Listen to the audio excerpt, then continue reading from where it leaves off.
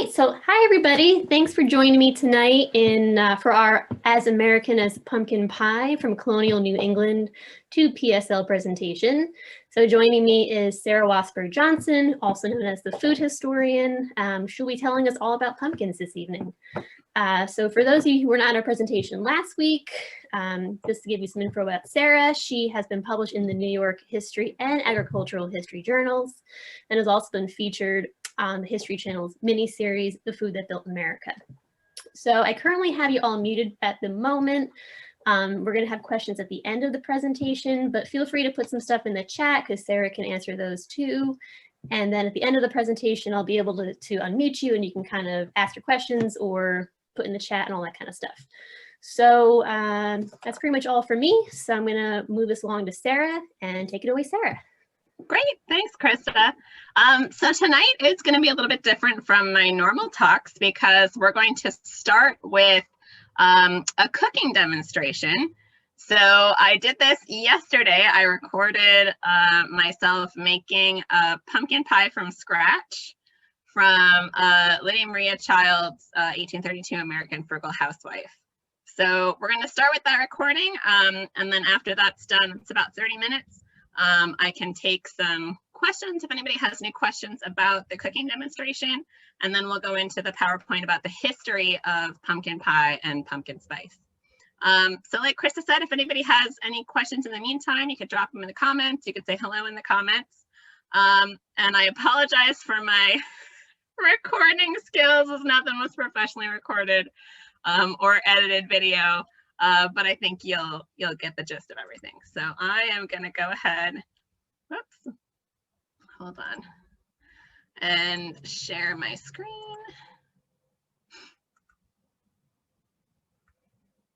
And we'll start with the video. Okay, here we go. Oh wait, I totally forgot. I also have to share my sound. I'm so sorry. Give me 1 second. There we go.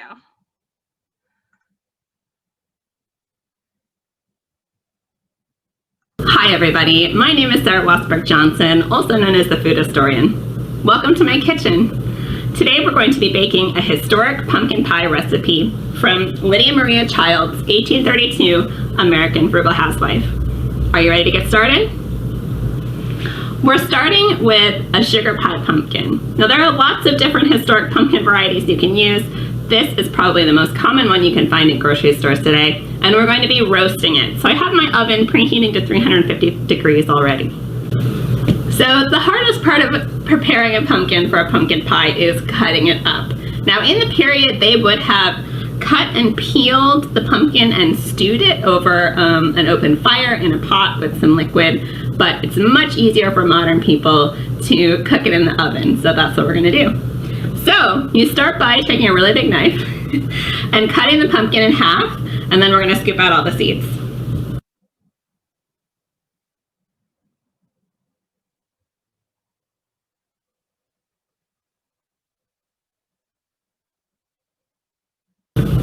Okay, so now that our pumpkin is split, you can see it has lots of seeds in the middle.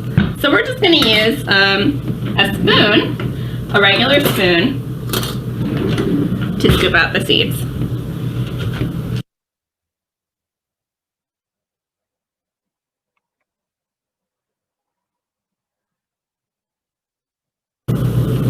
You might make kind of a mess, but that's okay.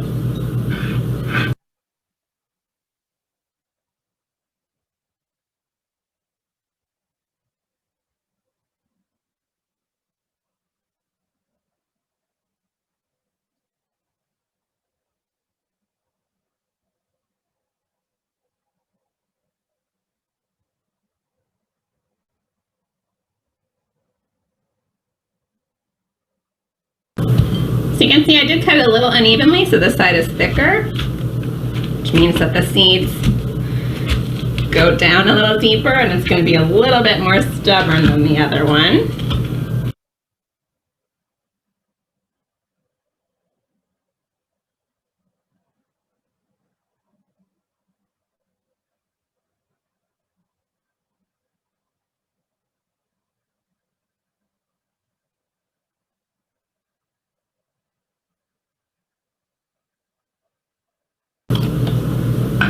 Okay, looks like I got all the seeds out.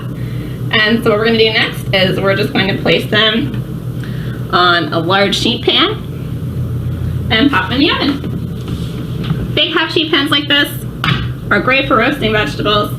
These guys we're just going to put cut side down, and I'm actually going to cut off this kind of ridiculous stem if it lets me. There we go. That's for my compost. So you're gonna pop them in, cut side down in the oven.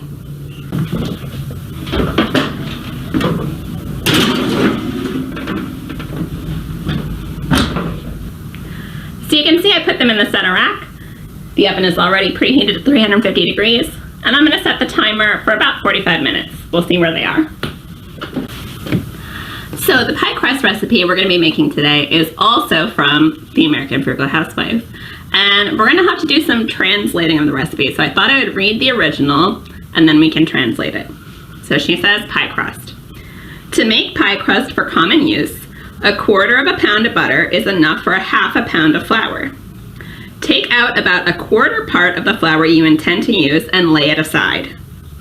Into the remainder of the flour, rub butter thoroughly with your hands until it is so short that a handful of it, clasped tight, will remain in a ball without any tendency to fall to pieces. Then wet it with cold water, roll it out on a board, rub over the surface with flour, stick little lumps of butter all over it, sprinkle some flour over the butter and roll the dough all up. Flour the paste and flour the rolling pin. Roll it lightly and quickly, flour it again, stick in bits of butter, do it up, flour the rolling pin and roll it quickly and lightly, and so on till you have used up your butter. Always roll from you. Pie crust should be made as cold as possible and set it in a cool place, but be careful it does not freeze. Do not use more flour than you can help in sprinkling and rolling. The paste should not be rolled out more than 3 times. If rolled too much, it will not be flaky. So this is a pretty straightforward pie crust recipe, even though it doesn't seem like it. What she's doing is essentially she's making a short crust like you would for shortbread, where you're cutting butter, cold butter, into the flour until it sticks together. Then you're adding very cold water until you can roll it out. And then she's doing something interesting, and I've seen this in a number of historic, very early American pie recipes, as she's essentially making, taking the paste and making it into a little bit of a puff pastry. So you're putting a layer of butter, folding it over, rolling it out again, putting in another layer of butter, folding it over, rolling it out again. So you've got these very thin layers of cold butter in between the different layers of the pie crust. And so the whole thing with pie crust, if you want a light, flaky, crisp pie crust, is you want very thin layers of butter to stay cold and not melt into the flour. Because if they stay cold, when they get baked in a hot oven, the butter essentially boils and it creates little air pockets. And that's what makes for a very light, flaky pie crust. So I don't know if we're gonna get that with this recipe, but we're definitely gonna try.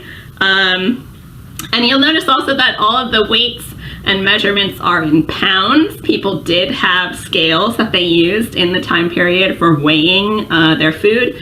I don't have that in my house. Maybe you have one so you can measure out 1/2 pound of flour, but for those of us who don't have scales in our house, it's 1/2 pound of flour. A pound of flour is about 3½ cups.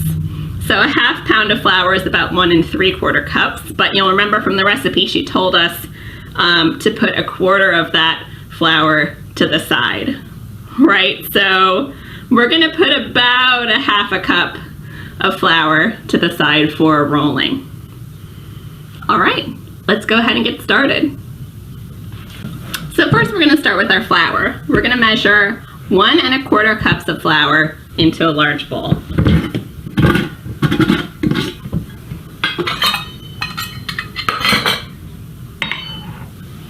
I always store my flour in glass because I think it keeps better that way. Now remember, the recipe for for half a pound of flour calls for 1 3/4 cups of flour, but remember we're keeping a quarter of it to the side. So I'm going to keep a little bit more like a half cup of flour to the side. So we've got our flour measured out, and thankfully in the United States, butter is still sold by the pound. So 1 stick of butter is actually 1/4 pound of butter. And I'm going to do something that I do to make it a little bit easier to cut butter in.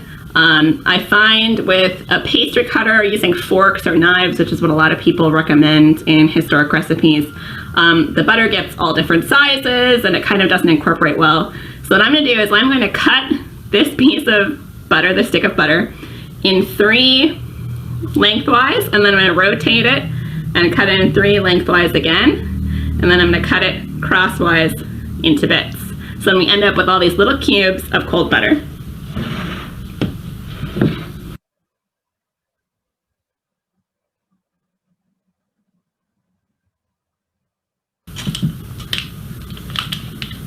All right, so that's in 3 lengthwise. I'm going to rotate it. And if you run hot like I do, you have very warm hands, that is bad for pie crust making. You want everything to be cold, so I might actually, in a second here, go run my hands under some cold water so they're not so, I'm not melting the butter so much. You can also do this ahead of time, cut up your butter into little pieces and then stick it back in the fridge until you're ready to use it. Okay, hopefully my hands are nice and cold now. We've got our butter cut in thirds lengthwise and then rotated 1/4 and cut in thirds again. So now we're going to cut crosswise. And I got this little bowl here to stick all the little cubes of butter in.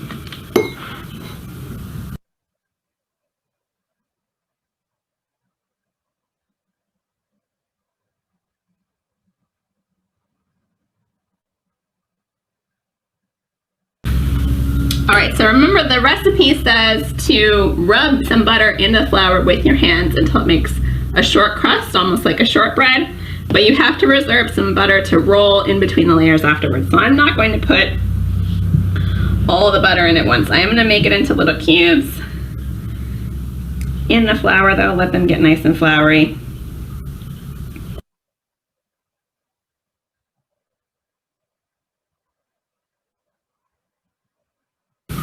So I think I'm probably going to put in half or thereabouts of the butter cubes, and we'll see where that gets us with the short crust. So one thing that I do to cut in is I toss all these lovely little cubes in the flour, and then I take my floury fingers in a flour cube and I just squish it with my fingers until it's a little flat piece. And I do that with all the cubes, just squish them with your floury fingers. So you get these nice flat pieces of butter. And that seems to work pretty well for cutting in the butter. And then we'll use a fork to kind of toss it together. And if we need to add more butter to make it stick, like Mrs. Child says it will, we can do that. Having flour on your fingers also prevents your fingers from getting really greasy with butter. Okay, I think that's pretty good. She did say to rub it together with their fingers, so I think I'm going to do that. Now she wants us to be able to squish it into a ball and have it hold together. So we're gonna see how far we can get with that, just using our hands. Now again, ordinarily you probably wouldn't want to do this with your hands because your hands are hot and it's gonna heat up the butter. But we are rectifying some of that by rolling some of the butter in like it's going to be a puff paste. So I think we're going to need a couple more pieces of butter here because this is not coming together like she said it would. All right, if we form it into a ball,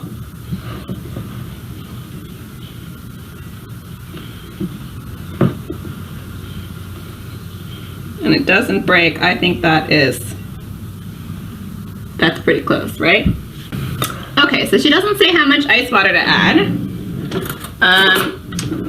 And she actually doesn't say ice water, she says cold water, but because we live in the 21st century and we have electric refrigerators, we do have ice available at home. So I have just a little bowl of water here with some ice cubes in it. And I've got a tablespoon and a fork, and we're just gonna add, I think, a tablespoon of water at a time until we get a nice dough.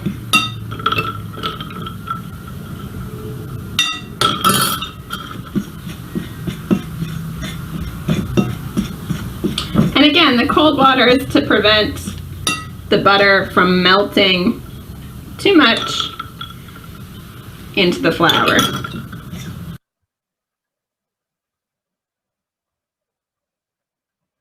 Okay, it's about 6 tablespoons so far.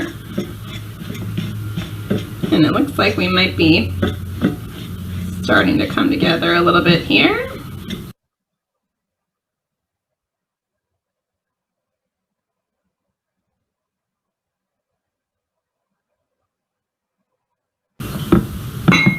Yep, so just remember, depending on your flour, you might need a little more or a little less.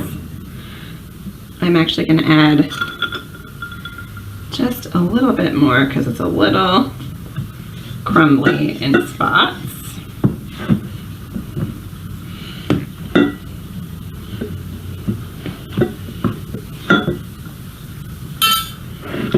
Nice water out of the way. Now remember, we said we were going to reserve a half a cup of flour for rolling.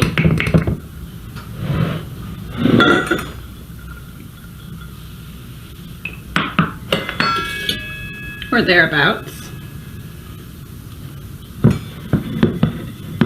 And I actually have no idea how much dough, I had no idea how much dough this is going to make for pie crust, but it looks like it's going to be about enough for just one, one pie crust, which is fine. There's only 2 of us in my house, I don't need more than that. So using some of our flour, I'm going to roll out this pie crust, or try to, without breaking it. We'll see how we do.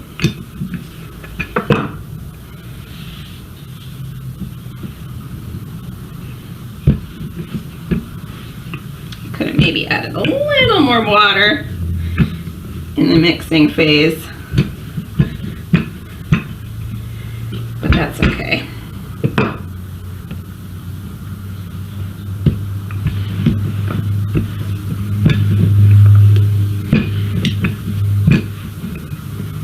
If your pie crust breaks, you can kind of just smush it back together on the edges. All right, now we're going to add some of our butter here. It says to put little bits of butter all over. I'm actually going to put them all on this side, and then we're going to fold our pie crust over and roll it again. So it's going to become a little bit like puff paste, and my hands are hot again, so this is not maybe ideal, but that's all right. So we're going to fold it over and roll it out.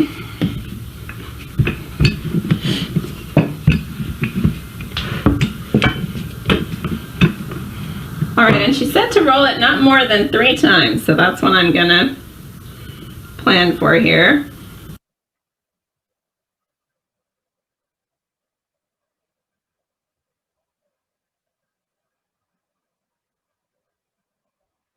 I'm actually going to do one of these so that it makes it somewhat round shaped when I roll it out.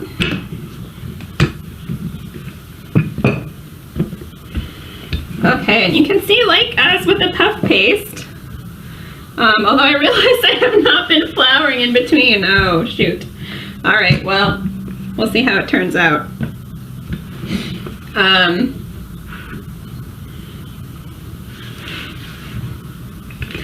My bad, you guys. Clearly this is the first time I've made this. Not used to making puff paste versions. Okay, so we've got our pie crust. It's time to get out our pie plate. And like I said, I think there is only enough crust for one pie plate. I'm using a glass plate because that's what I have, but obviously in the period, they would have used tin pie plates. And this is not very thin pie crust, so I'm not really sure how it's going to turn out. We shall see. Definitely enough for one pie, even though my circle rolling abilities were not super great. I am going to cut around the edges here to get off the excess pie crust. Now there are lots of different ways to crimp your edges. Some people like to use a fork. I kind of like to use the traditional little twist with your fingers here. You can also, if you like a thicker edge crust, not cut off quite so much, and leave some extra there, but I'm not a super fan of a extra crisp crust. That's a lot of flour. All right, so I'm gonna pop this guy in the fridge because Lydia Maria Child says to keep it cold, and our pumpkins still have a ways to go, and then we also have to make our filling.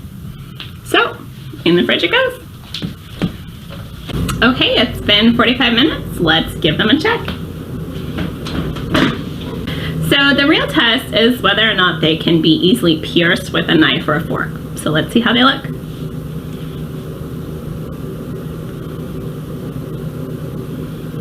That looks pretty done to me.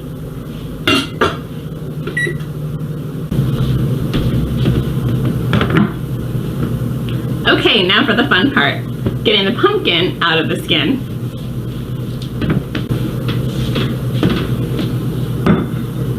So I've got my same bowl I used to make the pie crust in.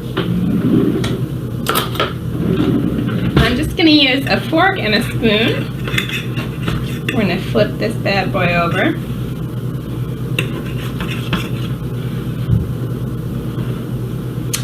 So I didn't say this earlier, but you actually don't need to grease the pan or anything because the pumpkins are basically steaming themselves when you put them cut side down in the oven.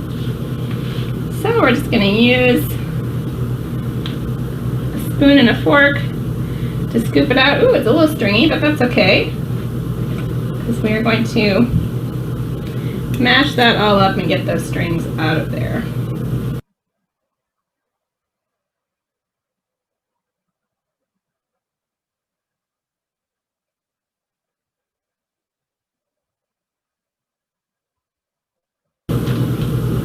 Alright, so once you have all your pumpkin out, I like to take a fork and just give it a good mash.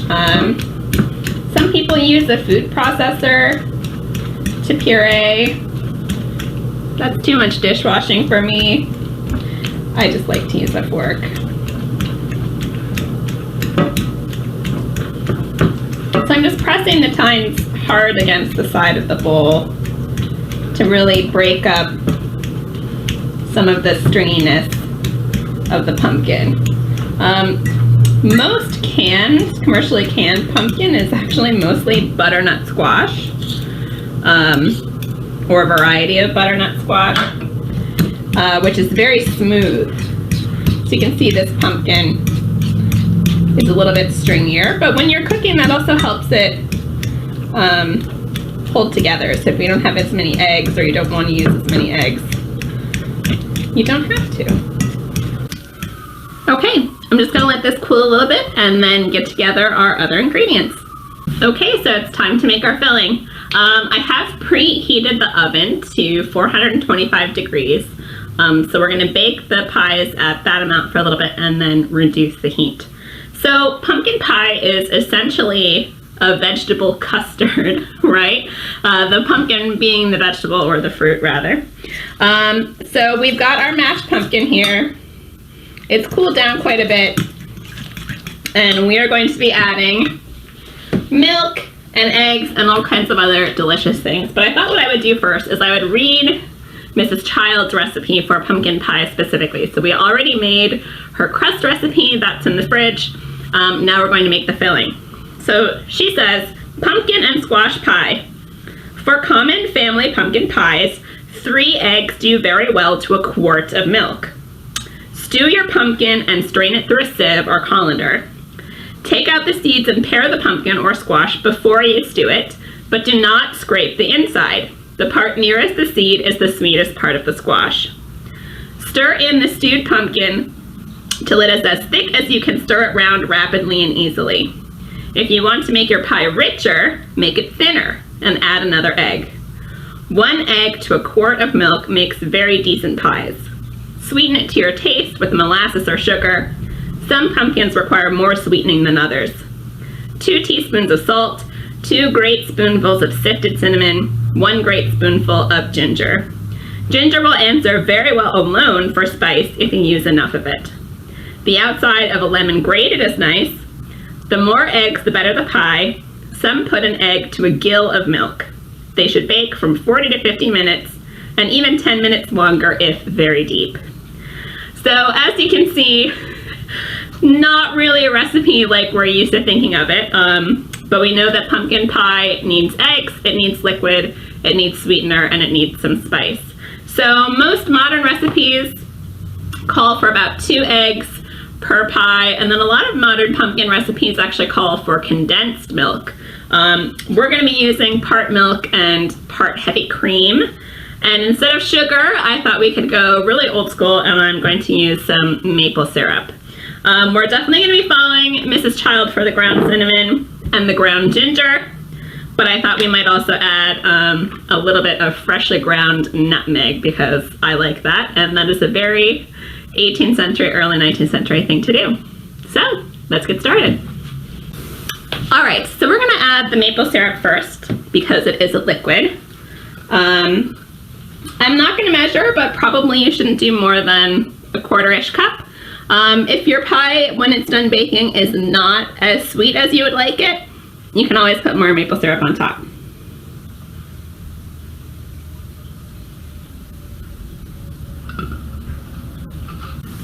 And then we're going to add 4 eggs because I think this is probably enough pumpkin to make 2 pies. If we have too much filling for the crust that we made, you can always add more filling just to another baking dish, like little custard cups and stuff, and make uncrustless or crustless pumpkin pie.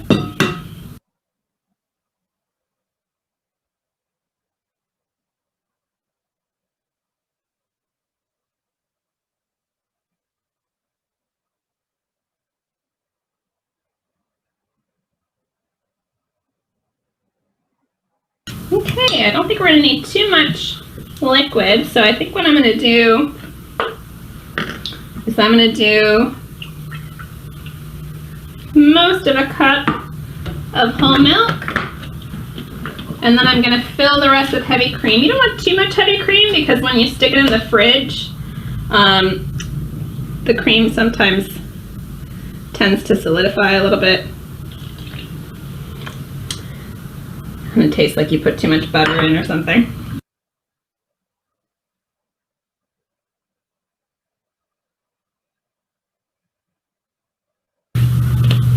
So she calls for 2 spoonfuls of salt, but that seems like kind of a lot, so I'm going to do a 1/2 teaspoon. You want a little bit of salt because it does bring out the sweetness. And then I'm going to do quite a bit of spice. 2 teaspoons of ground cinnamon.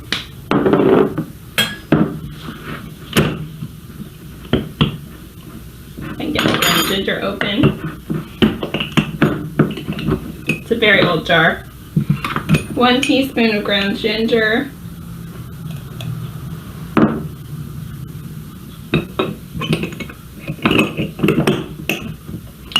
And then, like I said, I'm going to add some freshly grated nutmeg.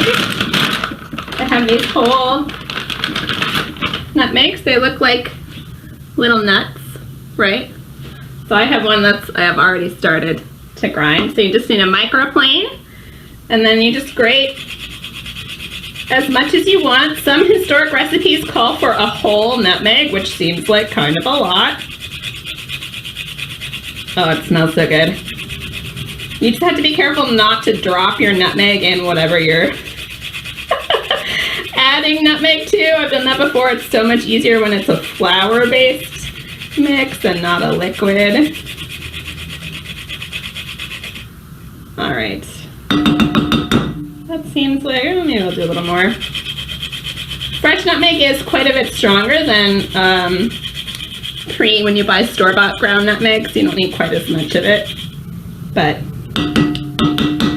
I like nutmeg in my pies. Now we're just going to give that all a nice stir.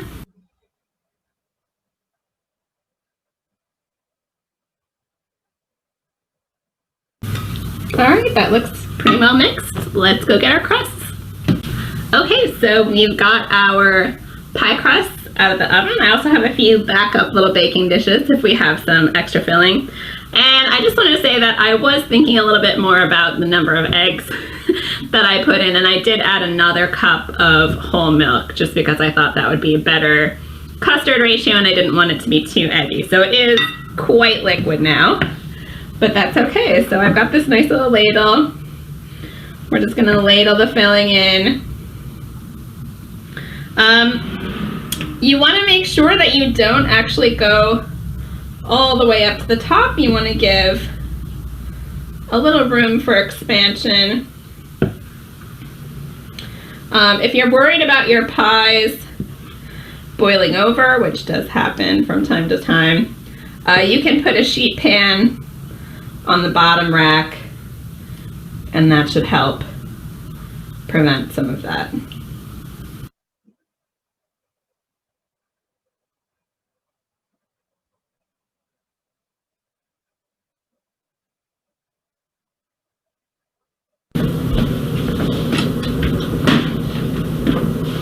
Okay, time to pop them in the oven.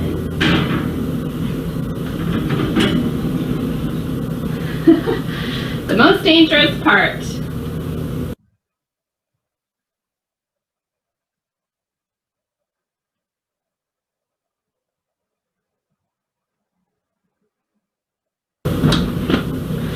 We're going to bake at 425 for about 15 minutes and then lower the heat to 350. Okay, so the pies have been in at 350 for 30 minutes. The timer just stinks, so we're going to pull them out and see what they look like.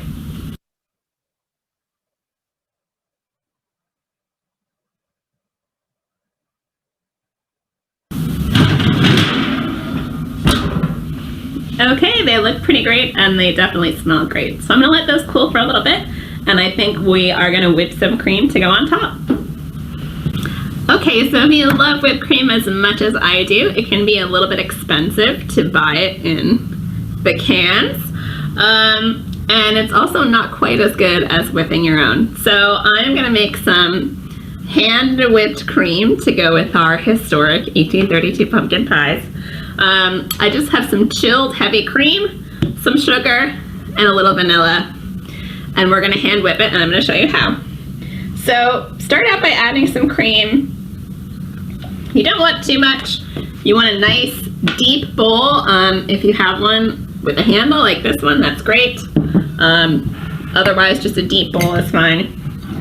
Then we're gonna add just a little bit of sugar, not too much.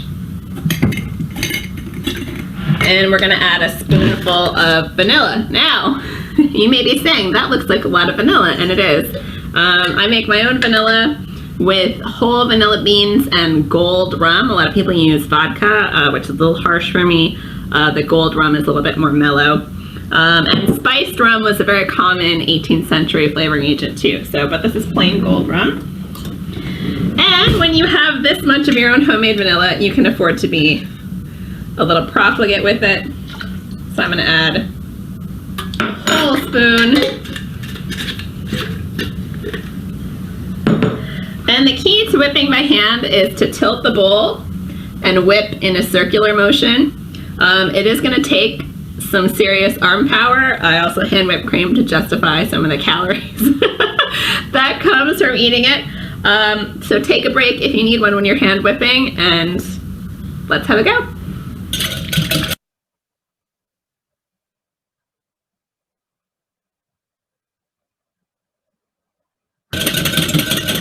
So you can see I'm tilting the bowl, and that's to get maximum air in.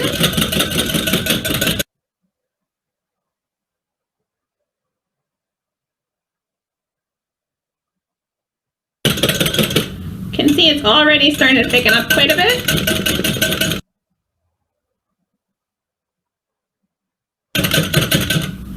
An apron is also a good idea because you will get some splash on yourself. See how it's starting to hold the makes tracks in the cream, right?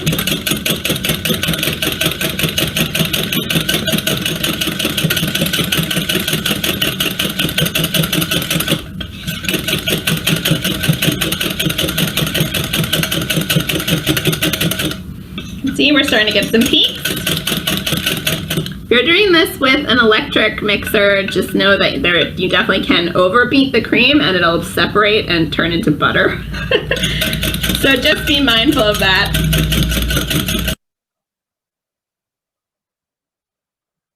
Okay. And that is our whipped cream. I'm going to stick this in the fridge and let it cool for a little bit.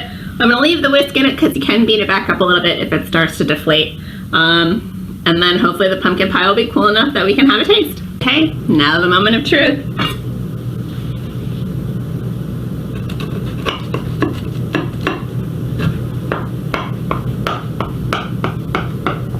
Ooh, it's cutting nicely.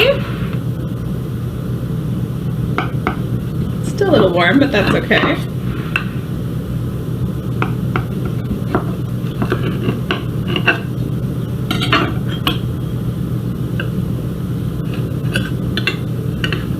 Ooh, the crust seems nice and crisp. Get cut through it all the way though.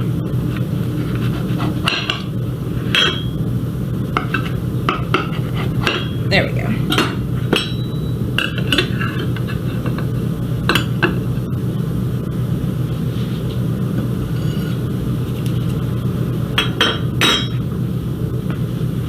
That looks pretty good to me.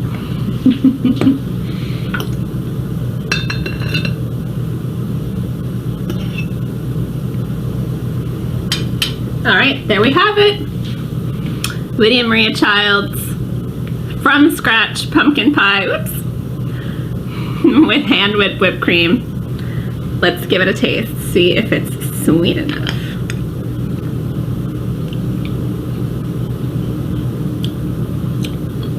It's not very sweet.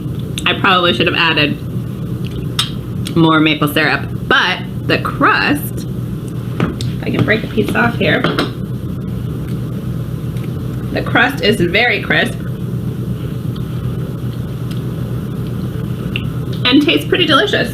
So, thanks so much for joining me, everybody, for making Lydia Maria Child's pumpkin pie recipe from 1832. I hope you enjoyed it. Okay, so it looks like I have some questions in the chat. Oh, Renee, oh my gosh, the homemade vanilla is so easy. You don't need a class. Let's just cut some vanilla beans in half and stick them in rum. But yeah, that one is pretty easy. The hard part now is getting the vanilla. The vanilla beans are a little expensive these days. So definitely it gets more expensive. Those vanilla beans are pretty old. I probably made that vanilla about 5 years ago. And I just keep adding rum and the occasional bean when I think about it. Okay, Leah asked if I recommend baking the pie crust for a few minutes before putting the fruit inside for a fruit pie. That is actually something that people did a lot in the 18th century because of how they were baking it. Normally they would, sorry, they didn't bake the pie crust first. They actually cooked the fruit filling first and then put it in the crust. So blind baking a crust, you really only want to do if you're going to be baking a pie that doesn't take that long, like maybe like a very thin custard pie or something like that. And Elizabeth says you can whip cream by shaking it in a jar. Yes, I feel like that's a little bit easier though to turn into butter. So if there are any other questions, I actually have to run downstairs. I did not plug in my computer and my computer is about to die.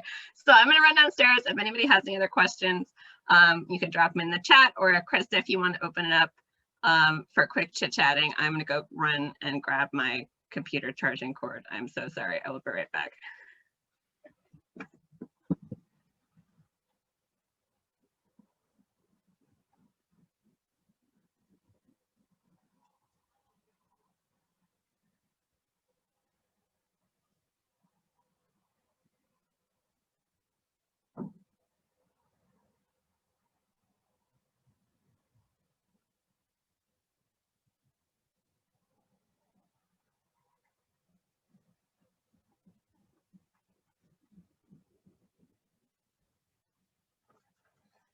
Okay, sorry about that, guys.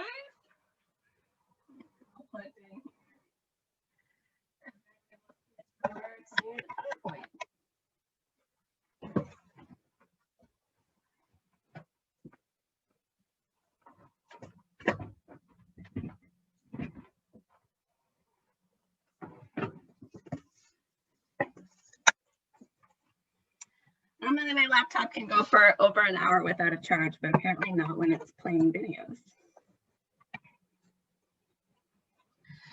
Okay, now it's not going to die in the middle. Leah, I would love to have a class on baking pie crust. Maybe we could do some other ones. That one's pretty straightforward. We could try the different kinds of pie crust. And Mandy, that is a great segue to my PowerPoint here. Mandy is asking about if pumpkins were native to America. So I'm going to go ahead and share this screen. Whoops, wrong one. Hold on. There we go. Actual PowerPoint, not a picture of the PowerPoint. Come on. Okay. Any last questions before we get started here with the talk? No? Okay, I'm going to go ahead and get started with the live portion of tonight's presentation. So the talk is called As American as Pumpkin Pie, from Colonial New England to PSL, which is shorthand for pumpkin spice latte.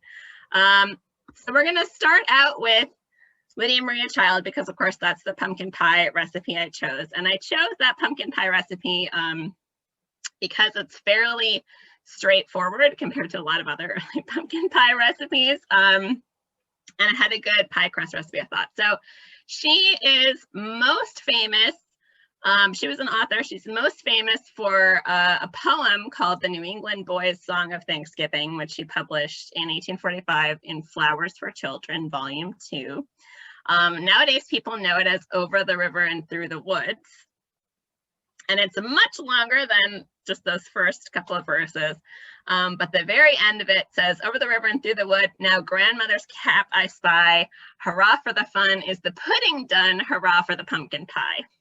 So she published a couple of cookbooks. She's a really fascinating person. She wasn't particularly famous within her lifetime, but she was an abolitionist. And she was also really concerned about the treatment of Native Americans. So she wrote a couple of publications about that as well. So that's one of the reasons why I chose her pumpkin pie recipe. So talking about early pumpkin origins, yes, pumpkins are indigenous to North America. The first cultivated seeds of pumpkin were actually found in the Oaxacan highlands, and they date back to about 7,500 years ago. Indigenous people in Mexico and Central America are actually responsible for most of the indigenous foods that we rely on and the globe relies on: corn, tomatoes, pumpkins and squash, vanilla, tobacco, all sorts of things. And a lot of indigenous foodways are really based on the Three Sisters style of agriculture. So this is a woman from Cass Lake, South Dakota, about 1915. She's an indigenous woman, and this is kind of an example of the Three Sisters. So there's some corn growing there, and then there's an enormous pumpkin that she has growing in front of her. And the reason why British colonists adopt pumpkins are manifold, but most of it is because they were totally clueless as to how to feed themselves as they came to New England. The New England climate was much harsher than in the original England, and they really struggled to feed themselves, especially that first year. And they really relied a lot on indigenous knowledge and indigenous foods to feed themselves. So indigenous and Native American agriculturalists have developed a lot of the foods that we think of as American. So in colonial New England, there were a number of reasons why people grew pumpkins. One is that they're pretty good growing conditions. Pumpkins are actually difficult to grow in some very northerly climes in Europe because they need a certain amount of hot weather during the summer. And a lot of northern England doesn't get hot enough in the summertime for them to grow properly. But in North America, our climate is a little bit more extreme. So even though we have colder winters, we also tend to have warmer summers. Pumpkins and squash in particular also keep very well over the winter. So in many ways, they actually keep better than a lot of root vegetables. So they were easy to feed people over a long period of time. And in the very early days of American colonies, it was very difficult to grow grain crops. And so pumpkins were a good source of carbs, basically carbohydrates, throughout the winter. We hadn't really had a lot of potatoes in early colonial New England yet. Potatoes are actually native to Peru, and they kind of make their way to Europe and then to North America via Europe. So it's this kind of weird triangle thing. But pumpkins and other root vegetables from Europe, like turnips and rutabaga, those were the primary starches that were available to people. Pumpkins are also very easy with hearth cooking. You can roast them in the coals, you can cut them up and stew them in pots, which is what a lot of people did. And a lot of early pumpkin pie recipes actually call for them to be stewed, like Lydia Maria Child's recipe. And then they're very versatile. You can mix them with cornmeal and make a really good cornbread. You can mash them up and serve them as a side dish. You can put them in sweet pies. You can put them in savory pies. They can be dried, all sorts of different ways to eat them. So that's part of the reason why they become popular in colonial New England. So I have a couple of very early pumpkin pie recipes. This is probably one of the earliest from the French cook, originally published in French in 1651 and then republished. An English translation was published in Britain in 1653. And it's very French. You're basically making a tart. So you're boiling the pumpkin with milk, straining it, mixing it with sugar, butter, salt, a few stamped almonds, and then says, let it all be very thin, which means not thick. You want it to be like a thin custard. And then put it in your sheet of paste and bake it. And then sprinkle it with sugar when you serve it.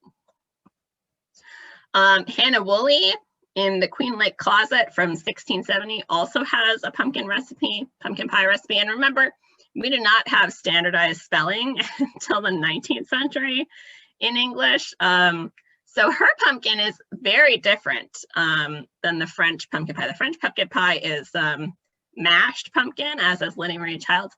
This one is cut in thin slices and then fried So the pumpkin is cut in thin slices of bread, and then you put it into a pie crust with butter, raisins, currants, sugar, and sack, which is a type of wine.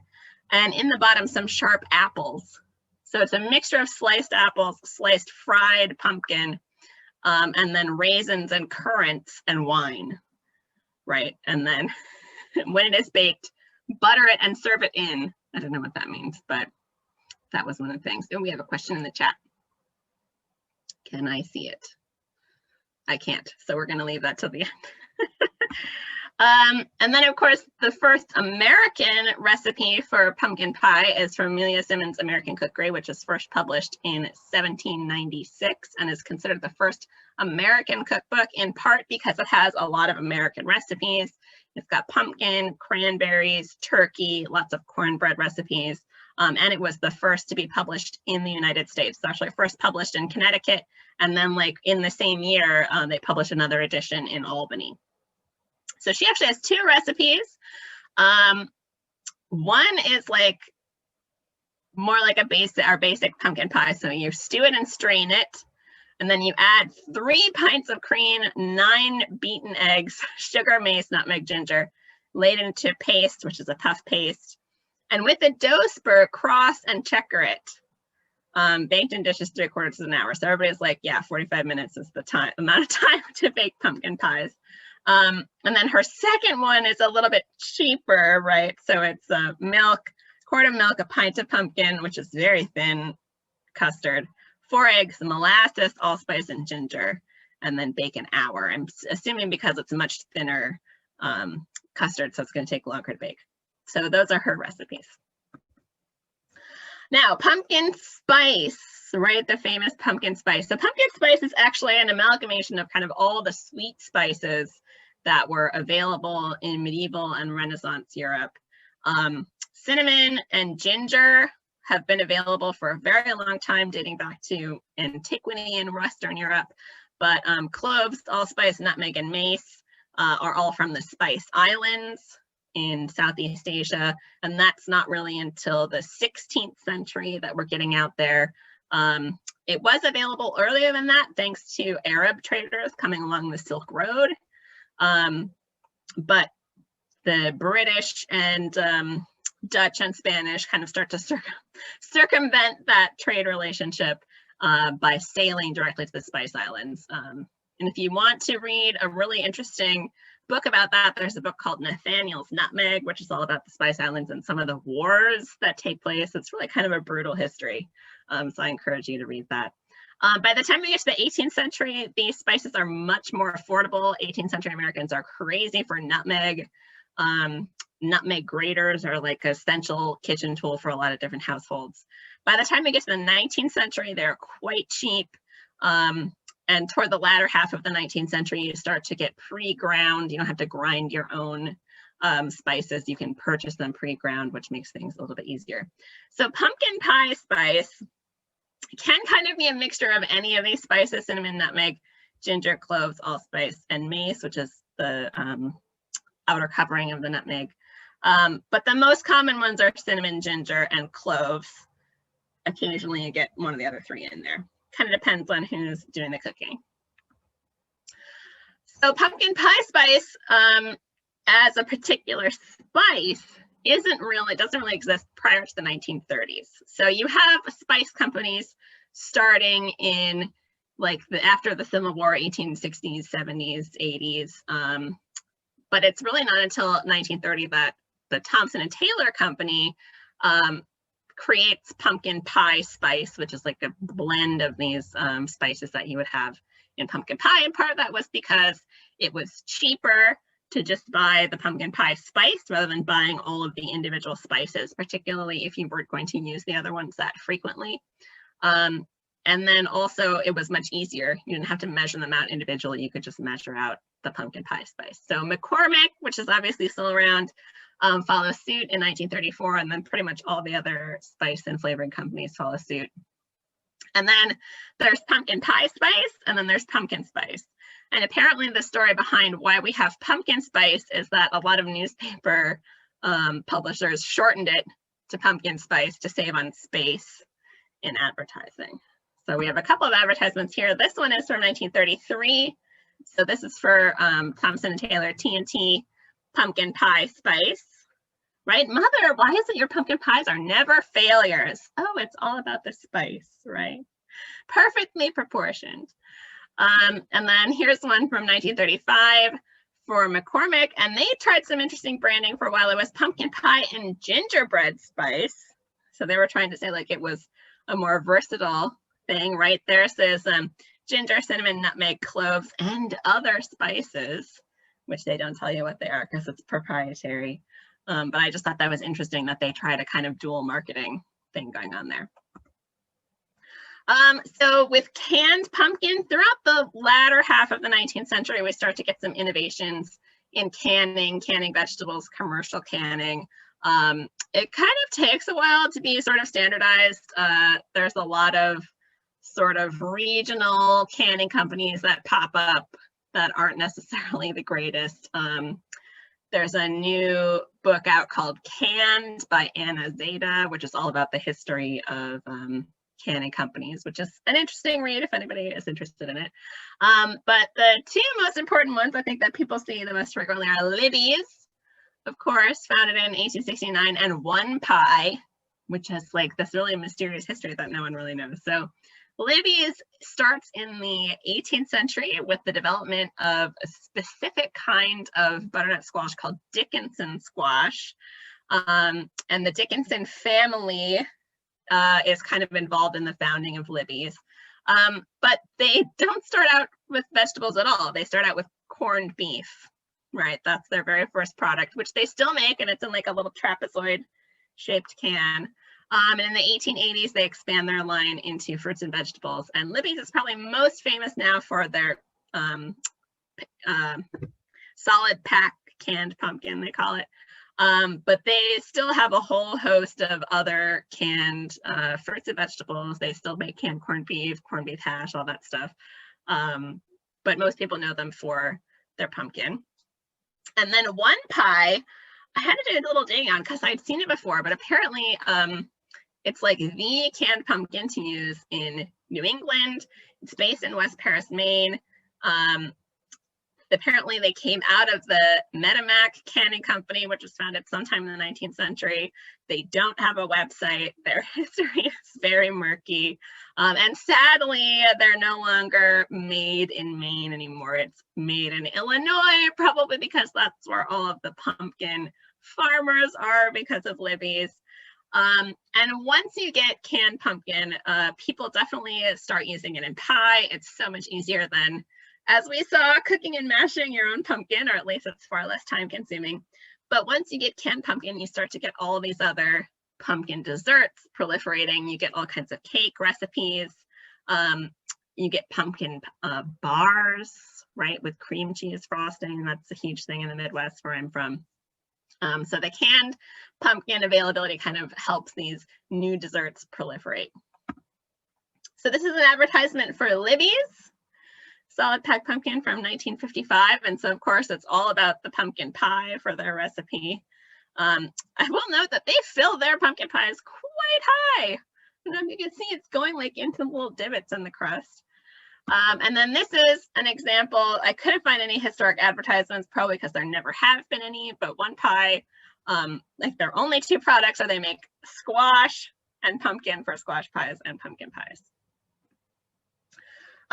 Here's also a very early recipe for pumpkin spice cake from 1935. Obviously, it does not call for pumpkin pie spice, sadly, but it does call for canned pumpkin, which I find interesting. All right, so let's talk about the first Thanksgiving. So the first Thanksgiving is generally agreed that it happens in Plymouth in 1621. And they would not have had pumpkin pie at the first Thanksgiving. They didn't have a bake oven in Plymouth. There was no flour. They had not raised any grain. There was especially not any wheat. And there was no dairy. So they could not have pumpkin pie. They did have pumpkin present, likely at that first Thanksgiving. There could have been a whole roasted one that you would roast the pumpkin whole on the coals with honey. And then they also probably had a number of different types of squash that would be cut up and stewed like any other root vegetable.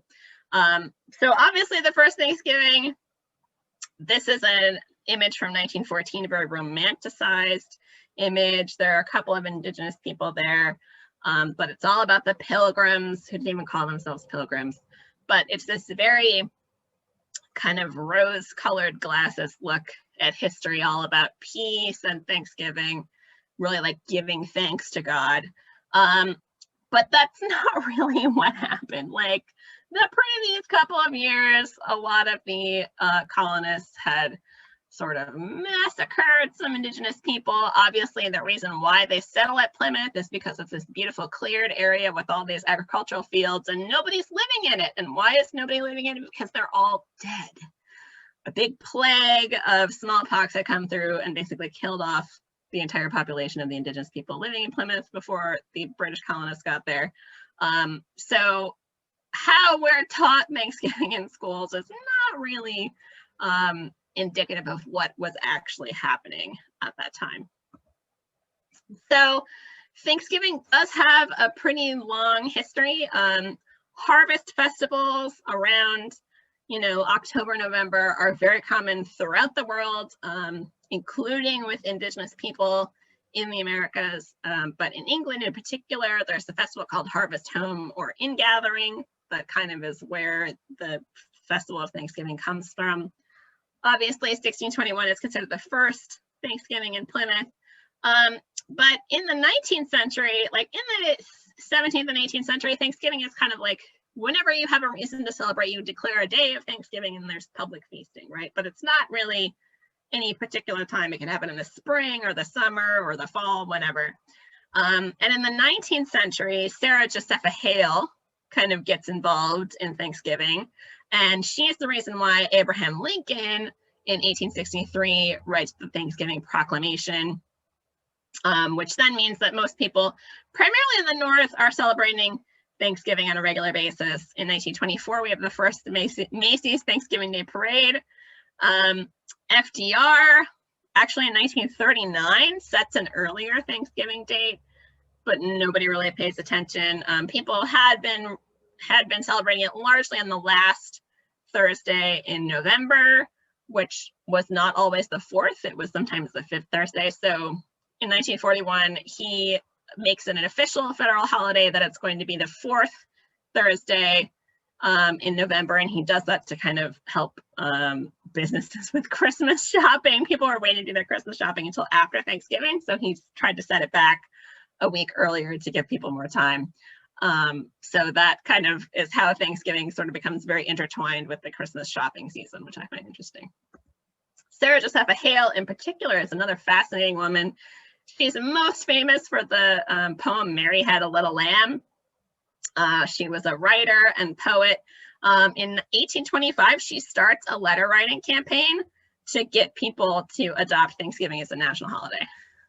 So from 1825 until 1863 is how long it takes for it to actually become a national holiday. In the meantime, from 1837 to 1877, she is the editor of the Godey's Ladies book, which is one of the first national periodical publications specifically for women. And as editor, she uses the Godey's Ladies book as a platform to advocate for Thanksgiving a lot. And that's part of what leads to its popularity throughout the country. So this is just an example of sort of some of the nostalgia of looking back at Thanksgiving. There's all these cute little kids with what I think is a pumpkin pie, but might not be. There's that weird slice in the middle. And it says, "Oh, sing a song of pumpkin pies and turkeys roasted brown. Thanksgiving Day is here again and come this year to crown. Oh, pray receive my wholesome wishes for well-prepared Thanksgiving dishes," which is just adorable. So also kind of related to Sarah Josepha Hale and Abraham Lincoln is something I call the tyranny of New England in American culture. And I live in New England. I enjoy New England. But it does have kind of a tyrannical cultural dominance on our history and our food history. So definitely during the American Revolution, the Patriot cause really starts in New England, and really is influential during the American Revolution, in large part because that was where most of the nation's population was centered. New York City, Boston, Philadelphia, those areas. And then Virginia definitely played a role, but then a lot of the other colonies were not very populated. During the American Civil War, obviously under Lincoln, part of the Thanksgiving Day Proclamation is to kind of unify the country, but we're unifying the country with this New England tradition. And that didn't really go over so well with the South, which we'll get to in the next slide. As we're going through the 19th century, people like Sarah Josepha Hale kind of help popularize New England culture as American culture. And a lot of that has to do with the waves of immigrants coming over, and also with African Americans, both enslaved and later freed, as defining what does it mean to be American. Usually means Yankee, British descended New England culture, which if you think about like what we consider American foods and Thanksgiving foods, you know, tamales are equally indigenous to the United States, but we don't really think of them as American the way we think of pumpkin pie and cornbread and corned beef hash and stuff like that. So defining American as New England is something that's happening throughout the 19th century, and it is directly connected to the American Revolution and also kind of our Puritan Pilgrim background. As we get into the latter half of the 19th century, the rise of railroads and also of publications like the Godey's Lady's Book help homogenize American food, again with kind of New England style food sort of dominating, despite the fact that there are traditions in the South and in the tropics that have absolutely nothing to do with leaves turning red and winter, cold weather in the winter coming. I follow Alice Kennedy, who's a food writer, who had a really interesting article a couple of weeks ago or a couple months ago. She called it the tyranny of fall. And like all of the marketing in the United States in, you know, September, October, November is all about autumn from a New England perspective. But she lives in Puerto Rico, and plenty of people in the South and the American Southwest don't experience the seasons as those of us much farther north do. So I thought that that was a very fascinating point to make, and part of why I call this the tyranny of New England. And then of course also the tyranny of New England is in enforcing the myth of peace, right, at Thanksgiving. So for a lot of Indigenous people, Thanksgiving is actually a day of mourning, and they do not celebrate it because for them it represents genocide in a lot of ways. And that's kind of how it's been used in American culture a lot, is to sort of say, oh, we had this peaceful gathering with the Indians and everything was great, and weren't we all great together, which kind of belies a lot of the political policies and cultural attitudes of the 18th and 19th century, which generally included the murder, genocide, and internment, essentially, of Indigenous people in the United States. So, but one thing that is happening is a lot of Indigenous people are reclaiming their Indigenous foods, and pumpkin is one of them. And if you're interested in helping Indigenous communities and honoring Indigenous communities, one of the things you can do for your Thanksgiving is to purchase Indigenous foods from Indigenous producers. For instance, I try to make either for Thanksgiving or Christmas a wild rice salad, and I buy wild rice from Indigenous communities that harvested its actual wild rice. It's not the kind that you buy in the grocery store. So that is one thing that you can do to kind of throw off the yoke of the tyranny of New England a little bit if you want. Definitely you can also explore all the other different varieties of Thanksgiving foods, including, oh wait, sorry, I just want to talk about this image. This is such a stereotypical image. It's probably from the 19-teens or 20s. It's this very stereotypical pilgrim with a freshly killed turkey, and like lurking in the background is this Native American person but they're dressed as a Plains Indian. That is not how Native people in New England dressed. So it's just like everything that's wrong with all of our apocryphal stories about Thanksgiving. So the alternative that you can also make for Thanksgiving if you're interested is sweet potato pie. So sweet potato pie is very popular in the South. There's some question of how it was developed in West Africa, where most enslaved people in the United States come from. There is a big tradition of eating yams, which are not the same as sweet potato, but they are somewhat similar. They're a totally different plant, but they have similar properties and tastes, and they're used kind of similarly. But then there's also like pie is this very British European thing. So in the South, there was a lot of rejection of pumpkin pie as being like this Northern Yankee thing. And so sweet potato pie was the Southern version, because of course, sweet potatoes grow much better in the South than they do in the North. But it's really not until George Washington Carver at the turn of the 20th century, he really starts popularizing sweet potatoes in African-American communities as this really versatile, healthy thing. His version of sweet potato pie is actually a double crust pie with sliced sweet potatoes, which seems very like, you know, very early, like 17th century English style to me. Most people make sweet potato pie. It's like a very similar to pumpkin pie. It's a smooth mashed sweet potatoes with eggs and milk and spices. And it's kind of become this iconic African-American Thanksgiving dish. And also a lot of other white Southerners also eat it as well. So I have a recipe for Abby Fisher's sweet potato pie. Abby Fisher was, she was enslaved when she was a child, later freed. She moves to California. She opens a cooking school, and in 1881, she publishes the cookbook, What Mrs. Fisher Knows About Southern Cooking, which she actually apparently could not read and write, so she dictated her recipes to someone who wrote them down in the cookbook for her. So hers says 2 pounds of potatoes will make 2 pies. Boil the potatoes soft, peel and mash fine through a colander while hot. 1 tablespoon of butter to be mashed in with the potato. Take 5 eggs and beat the yolks and whites separately. Add 1 gill of milk, which is a ½ cup. Sweeten to taste, squeeze out the juice of 1 orange and grate 1/2 of the peel into the liquid. 1/2 teaspoon of salt in the potatoes. Have only 1 crust, and that at the bottom of the plate, bake quickly. So I find it interesting that she has to say, put the crust at the bottom of the plate, but that's because there are a lot of recipes.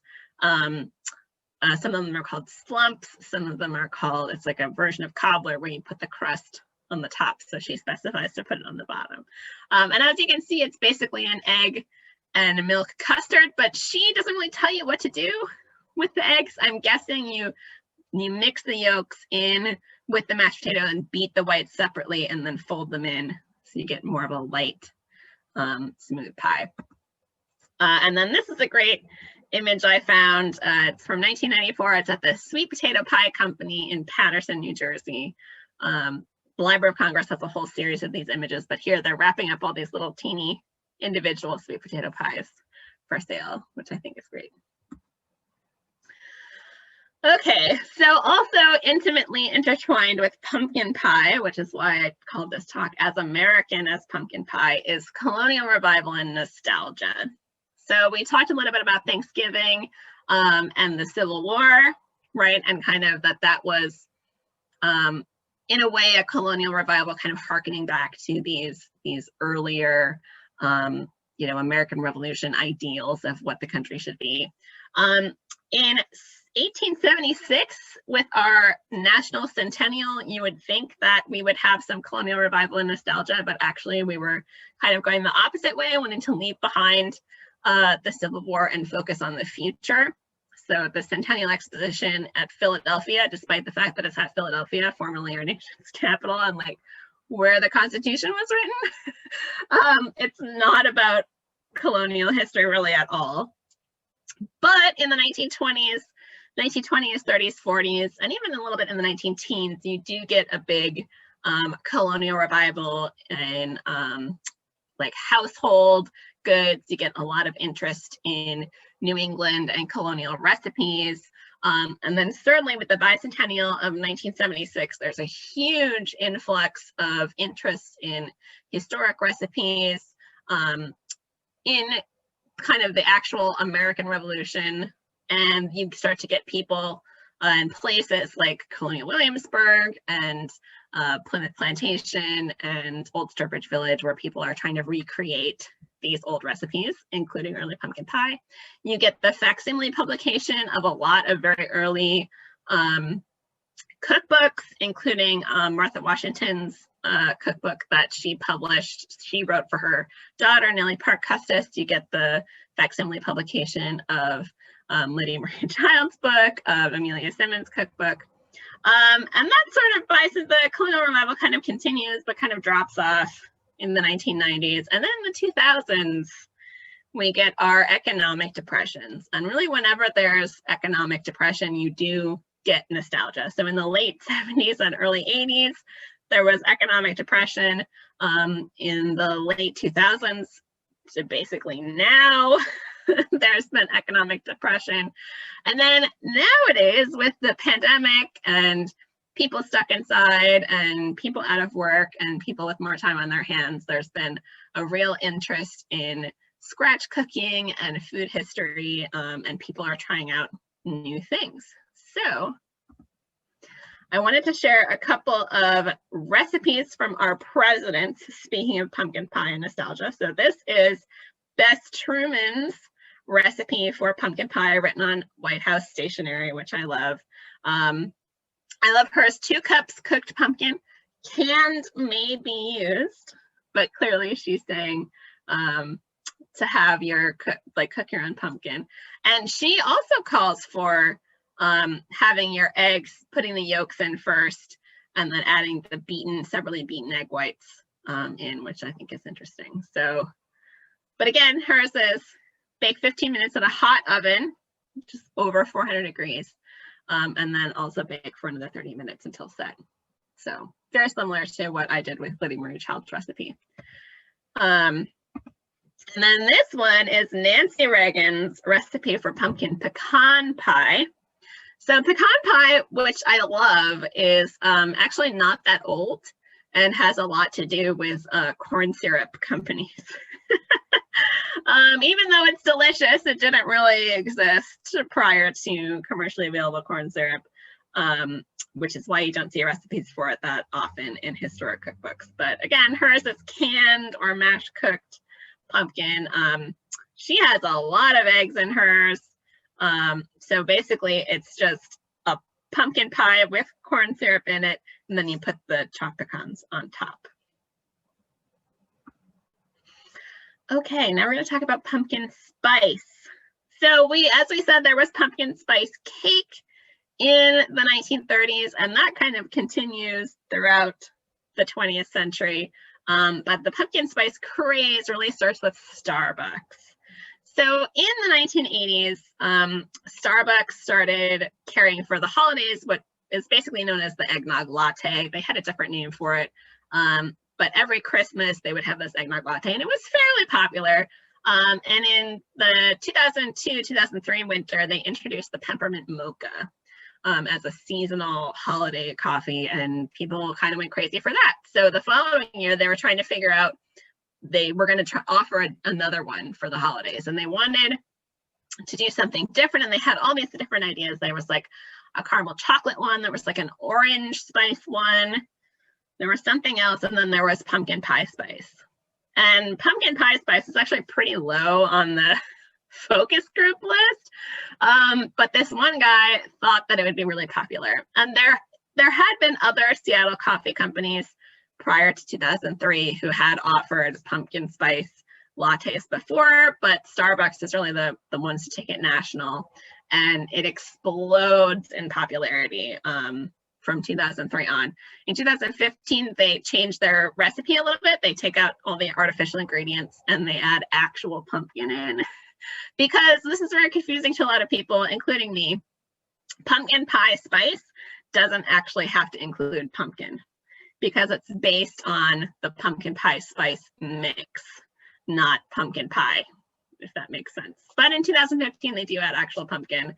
Now there's pumpkin spice, everything pumpkin spice. Popcorn and cereal and body wash and anything you could think of that could be pumpkin spice, it is.